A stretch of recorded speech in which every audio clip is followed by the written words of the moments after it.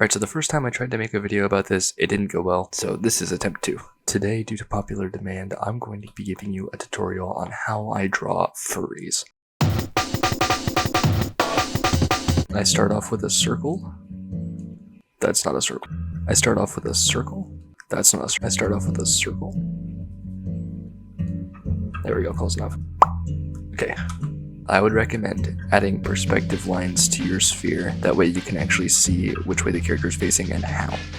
Once I have that, I'll add the character's muzzle. Depending on what species the character is, it'll be different. And because you're probably here to see how to draw dogs, because most furries are canines, I will do both for you.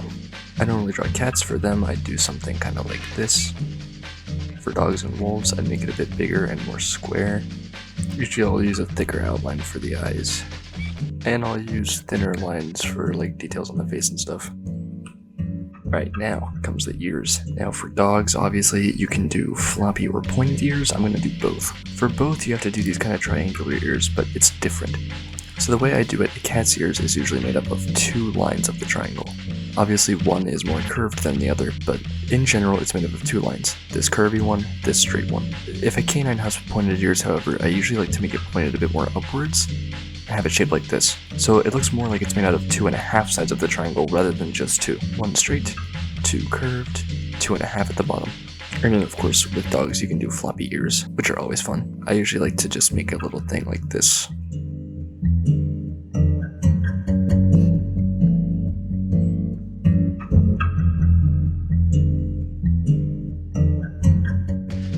And with the ears I usually like to put a smaller line inside so you can kind of see more of the shape of the ears.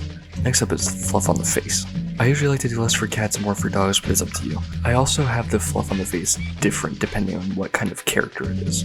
So after I scale up this ear, because I kind of messed up the scaling a little bit, so I'm just gonna okay. Because this cat seems less pointy so far than the dog, I'm going to give him soft, round fluff for his face. And then for his hair, I'm just going to kind of wing it. I'm going to keep it rounded.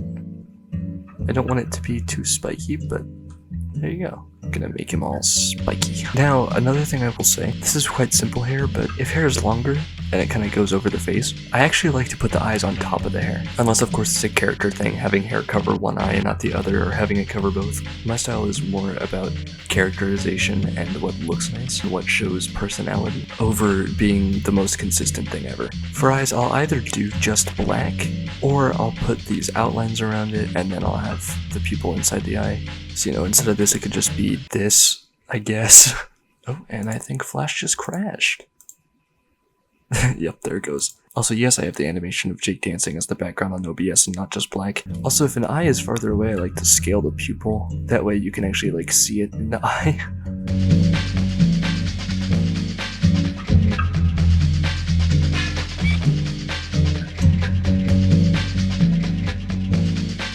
So cool, now you got some furries. I've colored these guys quite nicely. One's a calico, the other's a gray with white hair. Now, usually for side or background characters, I just give them white eyes. But for characters with colored eyes, generally what I'll do when their eyes are normal is I'll color in the white part. So there, you can see that. And then if their pupils ever get really small, when the pupil goes small, the color will follow behind it. And then the whites of the eyes will be shown. Now, another thing I think I should cover is tails. That's the wrong key. Okay, goodbye. There's like a few main types of tails, so I'll go over them really quick. A cat's tail is usually the same thickness, and is pretty thin actually. Unless you want it to be fluffy, of course.